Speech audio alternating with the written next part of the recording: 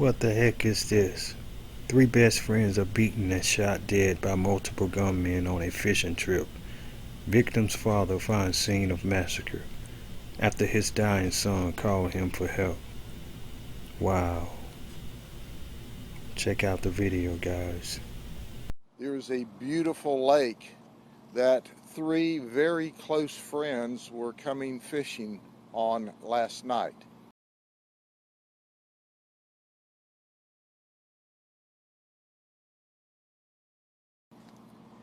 And all three of them are dead. They're murdered. Worse than that, they're massacred. And we need the community's help identifying who killed these three young white men. It's a Friday night. What could be more wholesome than meeting up with two of your best buddies to go catfishing? And it's called night fishing in this part of the world. These three men all lived in Frostproof. Let me tell you who they are. Brandon Rollins, Keven Springfield, and Damion Tillman. Now, they're victims, and according to Marcy's law, you're not supposed to release their names. However, we got permission of the family to release their names because we want the community to know who they are and to know that they were viciously murdered and to know that we need their help. Here's what occurred. They were to show up here in two separate vehicles. So Damion Tillman in his red pickup truck apparently arrived here first. What I give you is certainly conjecture and all subject to change. This is just what we see from the crime scene, and most of that we're going to protect. But it appears that Damion showed up first, and he was murdered. And it appears that while the suspects, and we certainly believe there's more than one, were in the process of murdering Damion, that Brandon and Keven showed up in a white pickup truck.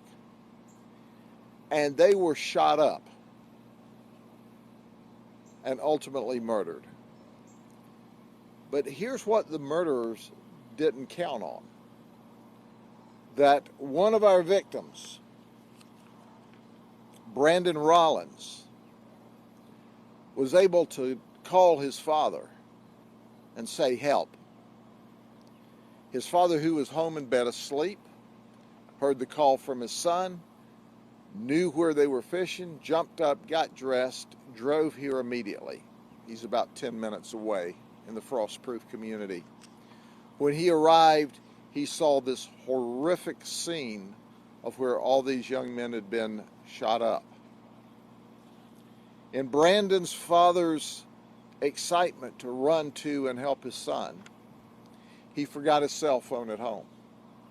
So now he's out in the middle, as you can see, of no place without any communications.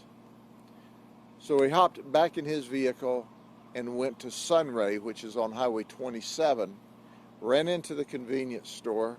They all know each other in this area. Said, my son needs help. 17-year-old young lady who's the daughter of the convenience store attendant at that time jumps in the vehicle with Brandon's father, and they come back to the scene. What the murderers also didn't count on is Brandon had the opportunity to talk to his dad before he died. So EMS, fire, and sheriff's office are notified, and ultimately, by the time EMS and fire arrived, that Brandon had succumbed to his injuries as well.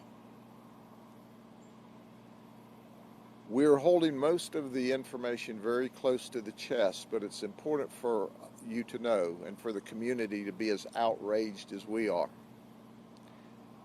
These folks appear to be beaten and shot.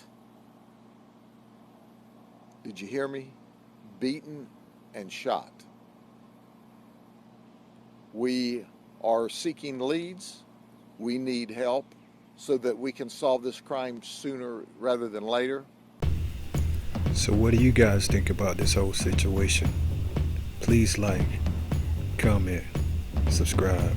I would love to hear from you. Thanks for watching, guys. What the heck is this?